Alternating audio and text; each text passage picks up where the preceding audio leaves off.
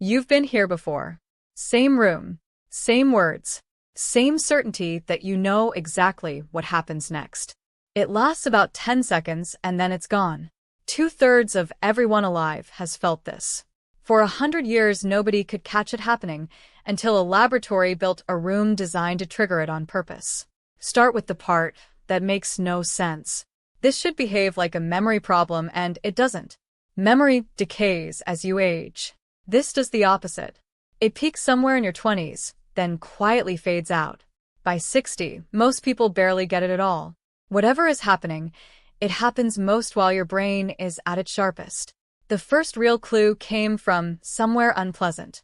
People with temporal lobe epilepsy often feel it intensely in the seconds before a seizure. Every time. And when surgeons stimulated that same patch of tissue during operations, patients reported the identical sensation, on command.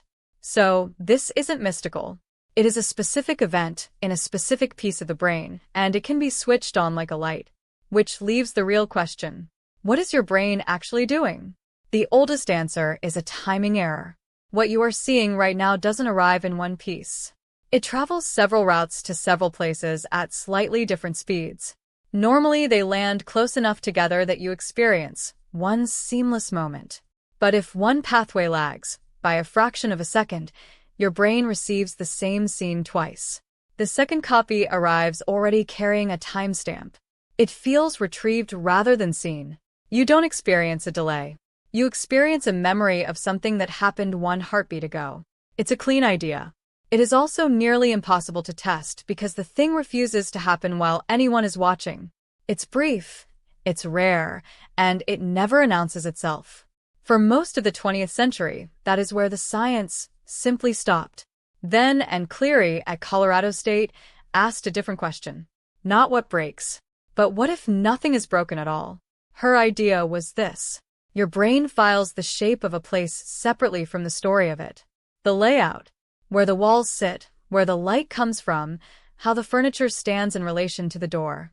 That skeleton gets kept long after you have forgotten the room it came from. So she built rooms in virtual reality. Dozens of them. A museum hall, a hedge maze, a hotel courtyard. Completely different places, except a few of them secretly shared the exact same underlying layout. Same proportions, same corners, same arrangement of empty space, just wearing a different costume. People walked through the first set. Later, they walked through the second. And when someone entered a room that quietly matched one they had already seen, they reported it. Reliably. In a laboratory. On demand. They could not say why. They couldn't name the earlier room. They just felt, with total conviction, that they had stood there before. That is the mechanism. Your brain noticed a match. A real one. A correct one. And it told you so.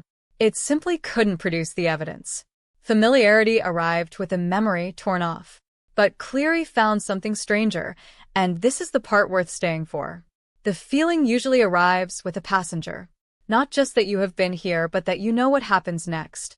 People describe it as a premonition. A few seconds of certainty about the immediate future. So she tested that too. She triggered the sensation in the lab, then stopped people at a fork in the path and asked them to predict which way it turned. They were confident. Unusually, specifically confident. They were also wrong. As wrong as guessing. Every single time.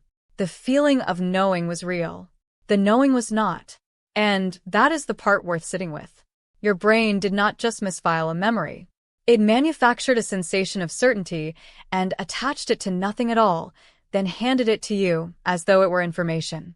It does this constantly.